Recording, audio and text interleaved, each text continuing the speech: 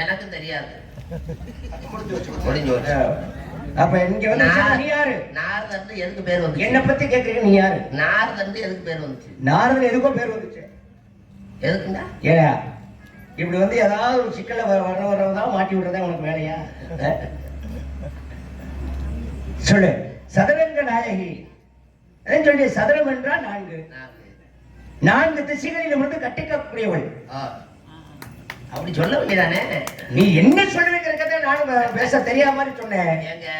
ஏன்னா நாலாபுரமும் எல்லாத்தையும் நான் கேட்க மாட்டேன். கேள்விகள்லாம் நீங்க விவரம் தெரிஞ்சவங்க, வல்லால வட்டியில பிறந்தவர். சரி, உங்களுக்கு விவரம் தெரியுங்கிறதுனாலதான் இந்த கேள்வியை கேட்டேன். என்ன காரணம் அப்படின்னா, ஒரு தாயாகப்பட்டவள் தன் குழந்தைகளை எத்தனை குழந்தைகள் தான் விட்டு கொடுக்க மாட்டான். இப்ப ஆண் குழந்தை, அதாவது ஆண் தெய்வம் அப்படி எடுத்துக்கிட்டோம்னா, அந்த தெய்வத்தை போய் எப்படி வணங்கணும் அப்படின்னா, அந்த தெய்வத்தை பாதம் தொட்டு வணங்க வேண்டும். இப்ப அகிலாண்ட கோடி பிரம்மாண்ட நாயகி அடிச்சக்கூடிய அந்த அன்னை ஆதி பராசக்திய கண்ணுடைய நாயகி அம்மனை, அம்மா உன்னை நான் வணங்குகின்றேன். 1000 கண்ணுல ஒரு கண் கடைக்கண் பாரு போதும். எப்படி? ஒரு 1000 கண்ணுல ஒரு கடைக்கண் பாரு போதும். அந்த நாலாபுறமும் இருக்கக்கூடிய இந்த மக்களை காத்தர வேண்டும் அப்படி சொல்லி வேண்டிக் கொள்ளும் சதுரங்க நாயகி ஆகப்பட்டவள். அப்படி வேண்டிக் கொள்ளும் பெண் தெய்வத்தை எங்களை பாதுகாக்க வேண்டும், உங்களுடைய கடைக்கண் பார்வை போதும் அப்படின்னு சொல்லி வேண்டிக்கணும். இப்படி தெய்வத்தை வணங்கக்கூடிய தன்மைகள் இருக்கிறப்ப சூரிய பகவான் வணங்கணும் அப்படின்னா இந்த சிரசுக்கும் இந்த கைக்கும் 12 அங்குல இடைவெளி இருக்க வேண்டும். இந்த இளங்கொடி எதுக்கு ஆலமரத்தில் கட்டுறாங்க தெரியுமா? எதுக்கு? இளங்கொடி எப்படி தொங்கும்? மாட்டுக்கு கீழே தான் தொங்கும். கீழே தொங்கும். ஆலமரத்துல வேறு எப்படி தொங்கும்? அது உள்ளது கீழே தொங்கும்ல. அதே நாளதான் அந்த இளங்குடியை கொண்டு ஆலமரத்தில் கட்டுறாங்க. உடனே பால் கொடுக்கறதுனால கட்டுறது கிடையாது. உண்மையான அதுக்கு இன்னொரு பேர் என்ன சொல்லுவாங்க தெரியுமா? ஒரு குழந்தை பிறக்குன்னு வச்சுங்களேன், அந்த குழந்தை பிறக்கும், அந்த குழந்தை அந்த தாயினுடைய அதாவது குழந்தை பிறந்துருச்சுன்னா தொப்புள் கொடி. தொப்புள் கொடி. அதுக்கு இன்னொரு பேர் என்ன சொல்லுவாங்க? உந்தி கமலம்னு சொல்லுவாங்க. இல்ல, அது இல்ல, அந்த கொடியே சொல்லுவாங்க நஞ்சு கொடி. நஞ்சு கொடி. இது நஞ்சு என்றாலே விஷம். விஷம். அப்ப இந்த விஷத்தை மாற்றக்கூடிய ஒரு தன்மை அந்த ஆலமரத்தில் இருக்கின்றது. அருமையான விளக்கங்க. இந்த இளங்கொடி அப்படின்னா அது விஷம். அந்த விஷம் மற்றதுகள்லாம் பரவிடும். இப்ப வேற மரத்துல கொடி கட்டினா பரவும். அதை முறித்து மாற்றக்கூடிய தன்மை ஆலமரத்திற்கு அப்படின்னா அது ஆலமரத்திற்கு தான் உண்டு. அதனாலதான் இந்த இளங்கொடியை கொண்டு போய் ஆலமரத்துல கட்டுறாங்க. அதான் காரணம். இன்னொன்னு கேட்கிறேன், எல்லா மரத்தையும் ஆக்சிஜன் எடுத்துக்கிறோம், வாயுவை எடுத்துக்கிறோம். ஆனா ஒரே ஒரு மரம் கார்பன் டை ஆக்சைடை தான் வெளியே விடும். அதுதான் அரச மரம். அரச மரம். ஏன்னா அதிகாலையில் பிள்ளையாரை எதுக்கு அரச மரத்தில் வச்சாங்க தெரியுமா? பெண்களாகப்பட்டவர்கள் அந்த அதிகாலையில் எழுந்து குளித்து நீராடி அந்த அரச மரத்தை சுத்தி வந்தாலே பெண்களுக்கு இருக்கக்கூடிய ஒரு தன்மையை பெருமைக்குரிய விஷயம் என்னன்னா கர்ப்பப்பை. அந்த கர்ப்பப்பை சுத்தமாகி குழந்தை நல்ல காற்றை எடுத்துக்கொண்டு அசுத்த காற்றை வெளியிடும். இப்ப எல்லா மரங்களும் என்ன செய்யும் அப்படின்னா பகல்ல சுத்தமான காற்றை விடும், இரவு நேரத்தை போய் மரத்துக்கு பக்கத்தில் படுக்கூடாதுன்னு சொல்லுவாங்க. இப்ப இதே வேப்ப மரமாக இருந்தாலும் என்ன செய்யும்? இரவு நேரங்களில் நீங்க சொன்ன அந்த கார்பன் டை ஆக்சைடு தான் வெளியிடும், பகல் நேரத்தில் ஹைட்ரஜனை வெளியிடும். இது கூட என்னது? வேதியியல், விஞ்ஞானம். ஆன்மீகமும் அறிவியலும் ஒன்று. அருமையான விளக்கம். இப்படி கருத்துக்கு சொல்லலாம். இருந்தாலும் என்னை பற்றி உள்ள விசாரணை பண்ணீங்க. ஏண்டா ஒரு நாளைக்கு 2, ஒரு வாரத்துக்கு 2, ஒரு மாசத்துக்கு 2, ஒரு வருஷத்துக்கு 2. ஏண்டா போனால் வராதது 2, வந்தால் போகாதது வானமும் உயிரும். இல்ல வந்தால் போகாதது பழியும் வருவது 2, போவது வருவது 2. சரி, புகழும் பழியும். ஆமா, இன்பமும் துன்பமும் வாழ்க்கையில மனுஷனுக்கு வந்துகிட்டே இருக்கும். ஒரு நாளைக்கு 2 தான் என்னங்க?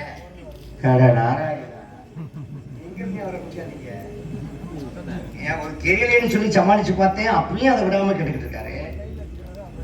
திரும்ப வந்து ஒரு நாளைக்கு 2னா நாளைக்கு 2னா நான் என்ன பார்த்துக்கிட்டு. சரி, ஒரு நாளைக்கு 2 அப்படின்னா ஒரு மனிதனாகப்பட்டவன் தான் உட்கொள்ளக்கூடிய உணவுப் பொருட்களை கழிவுப் பொருள்களாக வெளியேற்ற வேண்டும். அதற்கும் நியதிகள் இருக்கிறது.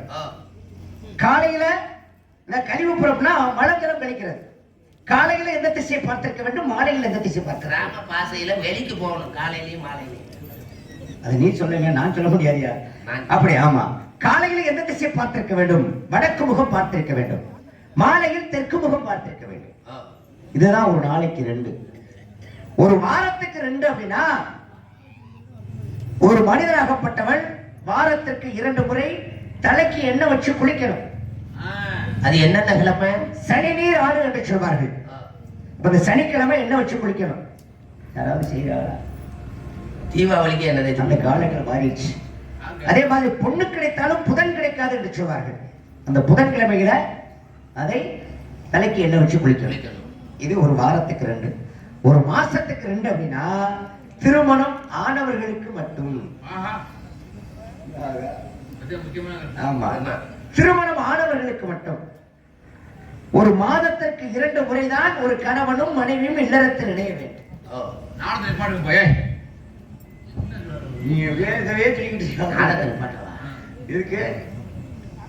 கணவனும் மனைவியும் 15 நாளுக்கு ஒரு முறை கூட. ஆமா, அப்படி கூடினால் அழகான அற்புதமான தெய்வாதீனம் பொருந்திய குழந்தைகள் இந்த பூமியில பிறக்கும். ஒரு வருஷத்துக்கு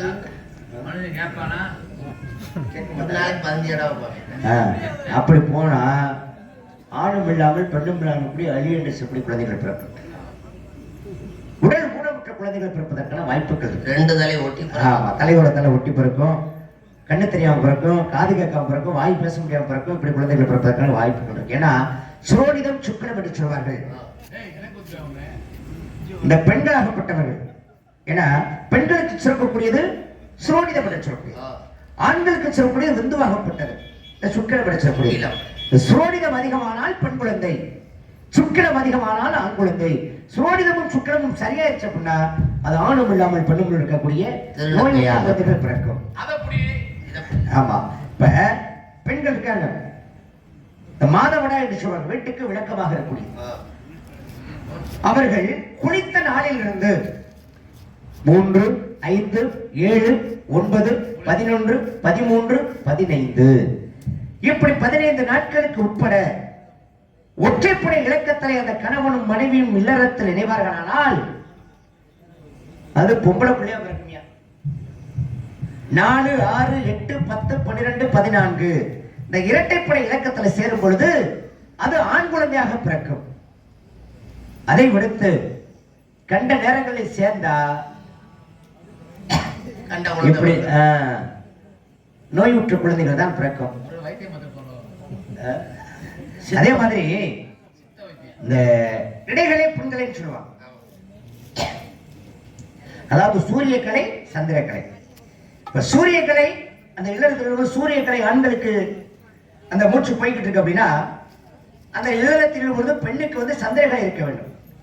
அப்ப சூரியக்கலை சந்திரக்கலை சொல்லுவாங்க பிளஸ் மைனஸ். அப்ப சீக்வல் என்ன சொல்லுவாங்க? பிளஸ் மைனஸ் என்ன சொல்லுவாங்க? சொல்லுங்க. அது மாதிரி இது மாற்றமாக இருந்தால் அது ஆண் குழந்தை. அப்ப பெண்ணுக்கு சந்திரகலையும் ஆணுக்கு சந்திரகலையும் இருந்துச்சுன்னா அது இந்த மாற்றம் உள்ள ஊனமுற்ற குழந்தைகளாக பிறக்கும். அதே மாதிரி ஆணுக்கு சூரியகலை இருந்து பெண்ணுக்கு சூரியகலை இருந்துச்சு அப்படின்னா பிளஸ் பிளஸ் என்ன ஆகும்? மைனஸ். அப்ப என்ன ஆகும்? குழந்தைகள் அந்த உடல் ஊனமுற்ற குழந்தைகள் தான் குழந்தைகளாக பிறக்கும். அதே மாதிரி பெண்ணுக்கு சூரியகலை ஆணுக்கு சந்திரகலை அப்படின்னா அழகான அற்புதமான குழந்தைகளை பிறக்கும். அருமையான விளக்க சாமி. நல்லது. உங்க பேர் என்ன? என் பேர் வீரத்தேவன். உள்ளே குரல் கட்டிச்சேன். ஒருவருக்கு இருவர் உள்ளே. யார் அவர்கள்? ஒன்று என் கூட பிறந்த சகோதரி. சரி. இன்னொருத்தி நான் கூடுவதற்கு பிறந்தவன். அப்படியா? சரி, அவங்களை வர சொல்லுங்க, ஆசீர்வாதம் கொடுங்க. அப்படியே ஆகட்டும். வாமா சாப்பிட்ட. முன்னாடி உருண்டையா இருந்துச்சு. அடிச்சு சாப்பாட்டி ஆக்கிட்டாங்க.